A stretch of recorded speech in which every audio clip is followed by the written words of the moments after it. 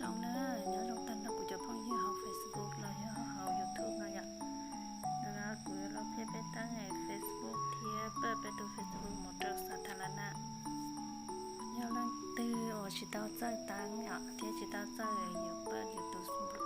Facebook một trang xã thà na đó sẽ cũng học kim nó tao nhỉ cũngอยู่ว่าโอเคเดี๋ยวไปเจาะวันที่ตาเป้านะเดี๋ยวน้อยอยากเป็นเขาเต็มไปวันเด่นเอาไปหมดเดี๋ยวไปตัว Facebook เดี๋ยวเนาะหมดเตา Facebook แต่เดี๋ยวตัว Facebook ก็มาเจาะ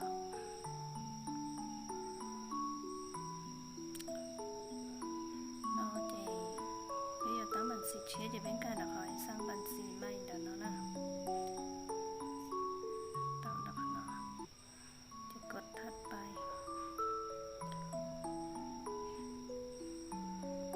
พอน้อยที่เช่าไปลงเบตรงนั้นน้อยอย่างไปลงเบที่เช่าว่า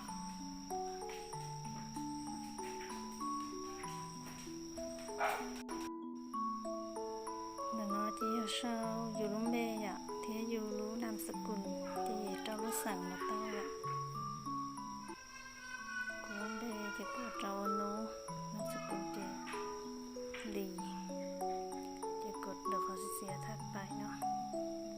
ของน้อยที่วันเดือนปีเกิดเนี่ยอยู่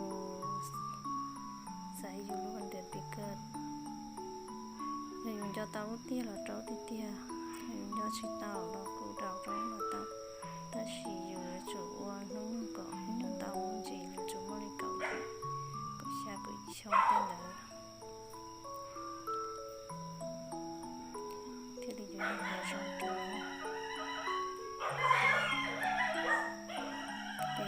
กดถัดไปเราจะอยู่เราเลือกอยู่ที่ยกป้อนเหนือเราจะไม่อยู่ยกป้อนเหนือจะกด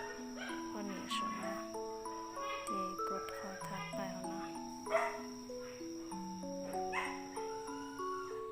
พอเราจะอยู่เราต้องอยู่ตรงเบอร์สต้องนะ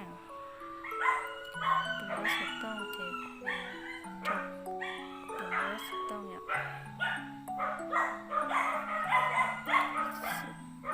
สุจัวเสียเจ้าเราเจ้าเปยิสุ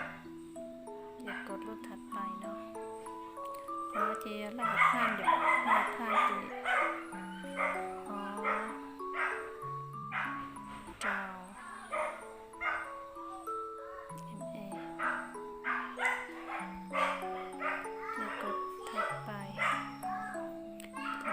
สมัครใช้งานเลยสมัครใช้งานเลย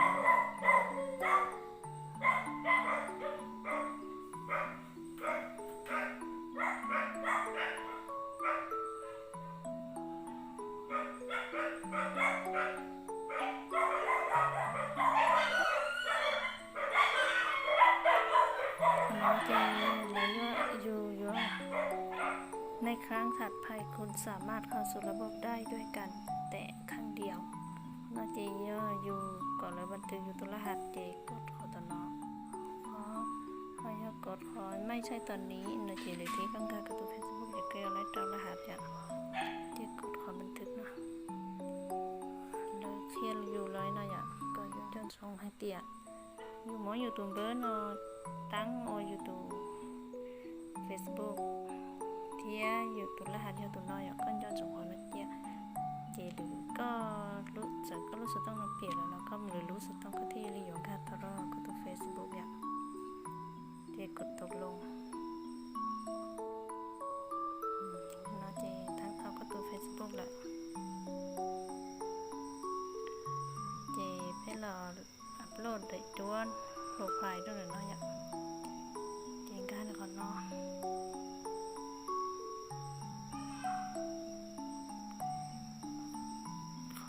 เริ่มตั้งค่าเลยข้ามจะอยากเขาหน้าเพิ่มเมืองปัจจุบันของคุณเขาหน้าที่อยู่เราตั้งอยู่เมืองเนี่ยถ้าชิมาข้ามมันได้ชอยยังมาเราตั้งต่อข้าวอีกต่างเขาหน้ายังเมืองเกิดอย่างเขาหน้าเราต่อข้าวยังมาตั้งจะเขาหน้าย่อห้องเฮียนเนี่ยอยู่รู้จักกัน จอเดี๋ยวเราข้ามจอจะอยู่เราเลือกรูปภาพหน้าปกเนาะได้จอ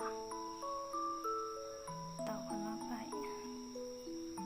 จะอยู่จอเลยรูปภาพหน้าปกจอเลยเนาะหัวเข้า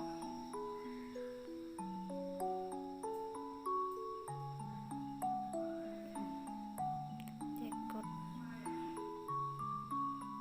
ขอน้อจะอยู่ไหนดูว่าโอ้ยเดี๋ยวอยู่ตัว Facebook เนี่ยจะเลือกอยู่เนี่ยจอเลยตัวจะอยู่จอเลยเดี๋ยวจอนะ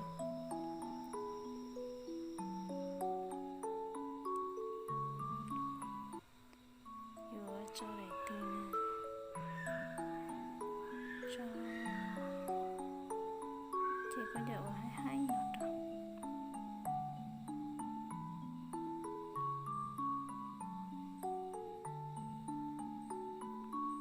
ขอน้อจะอยู่เราเต่าแล้วจะเนี่ยจะดูอะไรวะ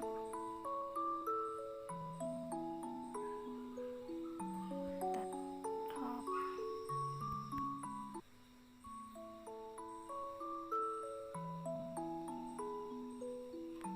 จะอยู่ไล่เนาะจะอยู่เรากดเรียบร้อยเนาะ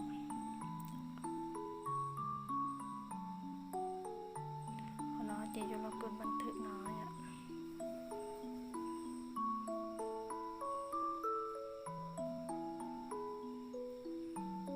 ขอมาจะอยู่เลือกเตาอยู่เลยดูละเดี๋ยวอะไรอ่ะจะอยู่แต่ก็มาใช้จุดตัวโฟกัสเลยเนาะ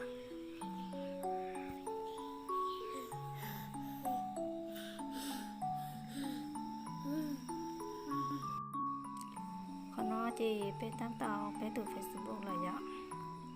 เจ๊ก็อยู่แอดเพื่อนเจ๊ก็รอเต่าเนาะเขาจะเสียนั่นน่ะ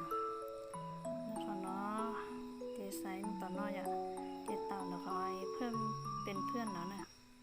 เขาจะเสียนะเจ๊อยากให้อยู่เต่าเป็นอยู่ไซน์เพิ่มยืด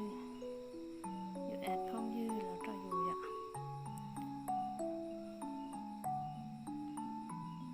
ได้เจ๊กูเนาะที่กูเราเพียบไปหมกเปิดไปดู Facebook หมู่เราสาธารณะก่อนนี่เป็นสาธารณะอ่ะเนาะเจ๊เนี่ยเราเต่าสะคอยเป๊กคิดเฉาเนาะนะ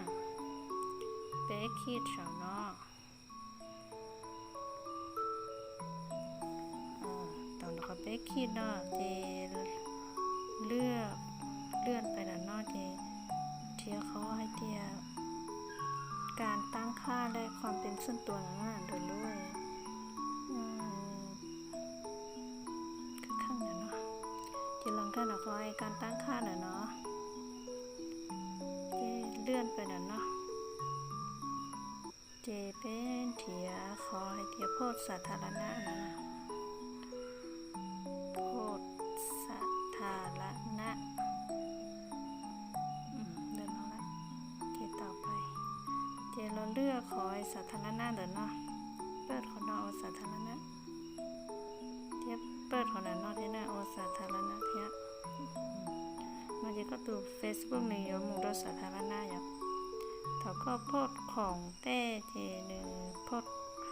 สินค้ามั่วเต้เจหนึ่งเหนือไปเราสาธารณะอย่างอยู่เราจอดที่นั่งอยู่ชิดาเป็นเพื่อนเราอยู่ปอเต้าอยู่อย่างที่อีพอเถาก็เราอัพโหลดก็จะรูปภาพก็จะสินค้าก็จะโพสมั่วอย่างเด็กที่ก็เราต่อเราเขารูปภาพเลยเนาะต่อเนาะที่เลือกก็จะสินค้าน่ะเลือกที่อยู่โพสอาชิมั่วเลือกมีโนตาเจกดขอถัดไปเนาะจะอยู่เราเปิดเดี๋ยวขอเป็นเดี๋ยวขอให้เพื่อนนะเปิดของเราโอสาธารณะที่เลือกสถานะเขาก็เลือกได้นะเจ๊เจ๊ถ้าไปจะเนื้อแต่สถานะหน่อยอ่ะเจ๊ก็หล่อโพดหน่อยเจ๊ก็สอนแล้วก็หยิบสาหายชิลก็สอนหน่อยอ่ะ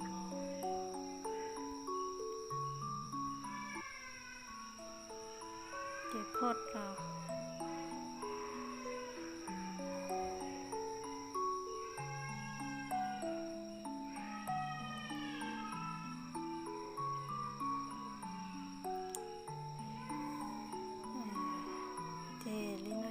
ก็ ก็โคตรเลยนะอยากเจในมุดสาธารณะอยาก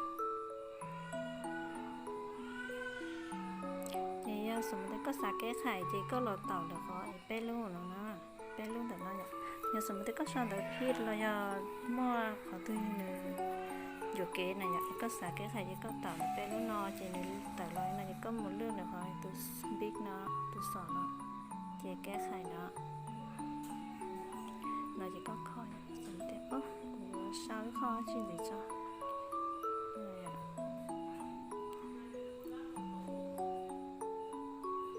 这会